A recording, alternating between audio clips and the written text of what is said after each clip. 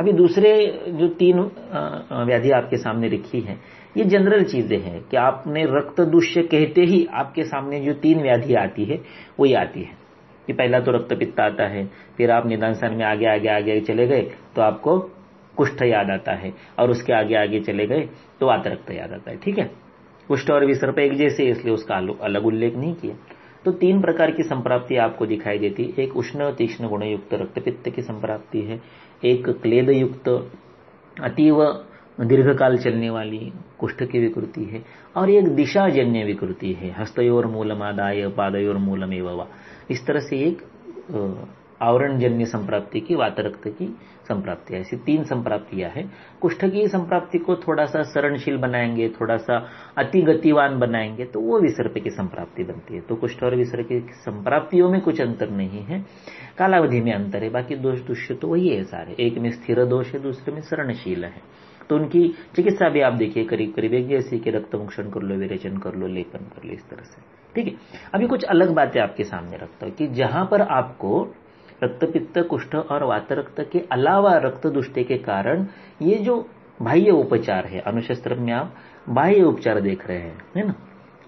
आपने अनुशस्त्र पढ़े कितने हैं? ये वाग्भट सूत्र 25 के अंत में और सुश्रुत के यंत्र विधि के अंत में आते हैं अनुशस्त्र। तो उनको कभी देखिए ये अनुशस्त्र क्या क्या आए हैं। तो उसमें जलोकसों को सबसे अग्र में रखा है। अगर आप सुश्रुत का जलोकाओं का अध्याय देखेंगे तो उसने लिखा है कि जलोकसः अनुशस्त्राणाम श्रेष्ठ, है ना। सबसे उत्तम अनुशस्त्र कौन है? जलोका है। तो आप अनुशस्त्रों को देखेंगे तो कुष्ठ और वातरक्त में तो जलोकाओं का महत्व है ही। तो बाह्य उपचार में रक्तपित्त में तो रक्त मोक्षण करने की बात नहीं है, वहां तो रक्त स्तंभन करना चाहिए, रक्त प्रसादन करना चाहिए। हाँ, एक अलग केस हमने सुनी थी, जिसे हम कहते हैं कि हमारा आईक्यू बहुत अच्छा है। मराठीमध्ये आपण त्याला काय म्हणतो की आमचा आईक्यू खूप चांगला है। आईक्यू का मतलब आईक्यू इंटेलिजेंट क्वेश्चन नहीं, अभी तो मराठी में आईक्यू, आईक्यू यानी आईक्यू, ऐकलेलं, सुनी हुई बातें।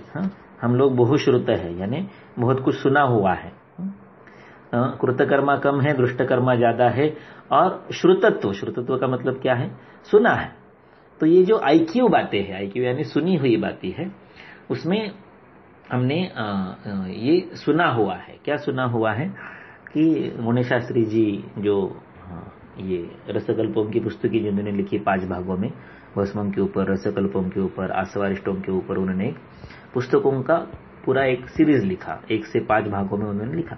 अभी तो वो पूरा 105 भागों का बंच मिलता है, प्रिंटेड बाय वैद्यक ग्रंथ भंडार, वैद्य खड़ेवाले संस्था पुणे अस्तु। तो गणेश शास्त्री जी एक चिकित्सक थे। तो एक बार वो ओपीडी में बैठे हुए थे नगर के कॉलेज में, तो एक वार्ड बॉय दौड़ते दौड़ते आया, बोला शास्त्री जी एक पेशेंट अंदर जो है उसको रक्त की उल्टियां हो रही है, और आधी बाल्टी तक वो रक्त की उल्टियां कर चुका है। अभी देखिए वमन आप देते हो तो उसमें 2-4 छींटे भी आपको रक्त की दिखाई दे जाए तो आपके सारे स्टार चमकने लगते हैं, आपको अलार्म बजने लगते हैं, सारे सिग्नल लग जाते हैं ना।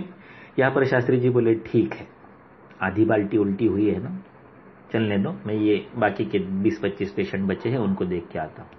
तो ऐसी बातें जहां पर रक्त की उल्टियां हो रही है, ऐसा कहना, इसके लिए बहुत कॉन्फिडेंस चाहिए कि रक्त शरीर में होता कितना है।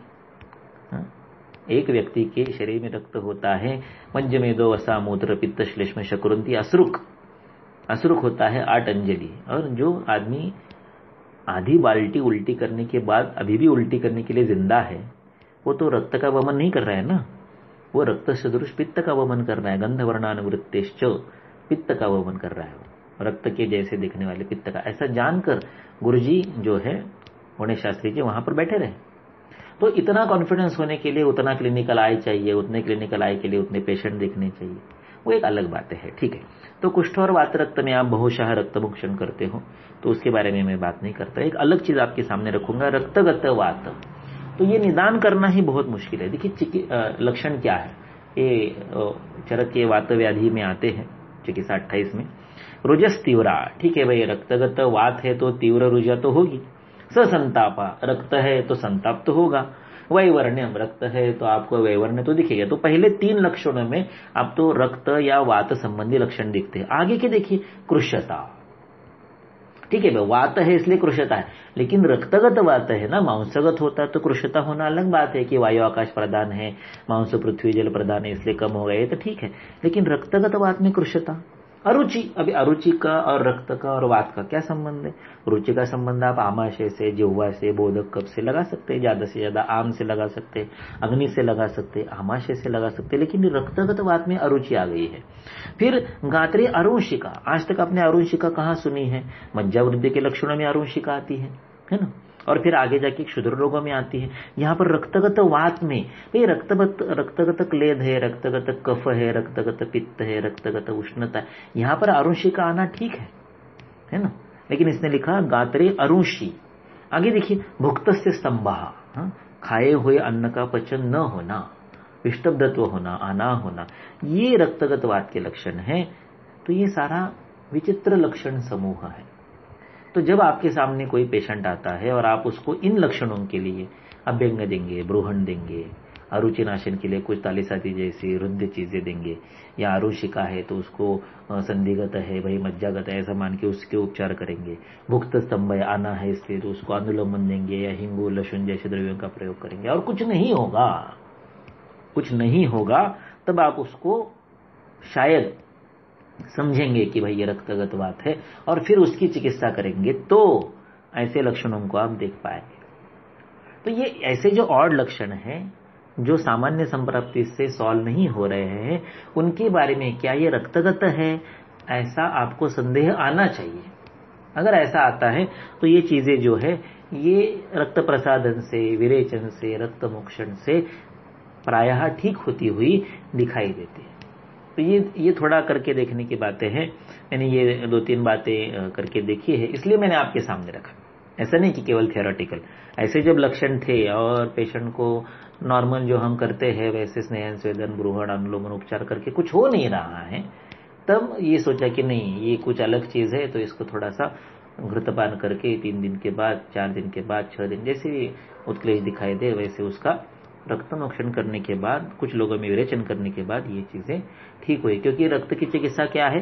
विशेषाद रक्त वृद्धित्थान रक्त श्रुति विरेचन ही। ऐसा दिमाग में क्यों आया कि ये रक्तगत होने चाहिए? क्योंकि आगे का देखिए, रक्तावृतवात मुझे समझ में नहीं आता, मुझे आवरण ही समझ में नहीं आता। अरे में कुछ बातें ऐसी है जो मेरे पल्ले नहीं पड़ती है। क्यों नहीं पड़ती? क्योंकि मान लो आपने आवरण का निदान कर भी लिया, भैया समान आवृत उदान है या उदान आवृत व्यान है, फिर भी आप आगे जाके अगर वात व्याधि की चिकित्सा करने वाले हो तो आवरण की आपको संप्राप्ति समझे या ना समझे, आवरण नाम का निदान आप करें या ना करें, उससे क्या फर्क पड़ता है? रक्तावृतवाद निदान करेंगे और आगे जाके रक्त मोक्षण या विरेचन करेंगे, तो फिर रक्तावृतवाद निदान करने से क्या फायदा हुआ? तो आवरण मुझे नहीं समझता है, मेरे आकलन के परे है, मैं ऐसे निदान नहीं करता हूं।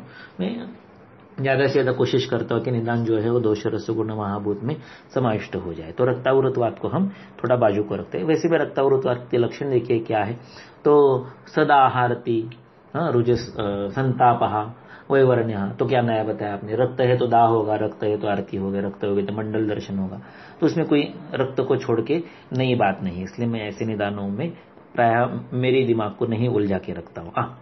अभी अलग क्यों लगा उसका आंसर चरक ने दिया है सूत्रस्थान 26 में, शोणित वर्णनीय नाम का जो अध्याय, कि भाई जहां पर आप सामान्य रूप से चिकित्सा करने के बावजूद आपको उपशम ना मिले, शीतोष्ण स्निग्ध रुक्षाद्य ही उपक्रांताश्च ये गदा, कि भाई आपको निदान पता चला कि उष्ण निदान से इसलिए आपने शीत उपचार किए, उसने रुक्ष निदान सेवन किया इसलिए आपने स्निग्ध उपचार किया, ऐसे जो आपके सामान्य आकलन के निदान हैं उनके विपरीत चिकित्सा करने के बावजूद जहां पर उपशम नहीं मिलता है, तब आपको ये सोचना चाहिए कि क्या ये रक्तज तो नहीं है।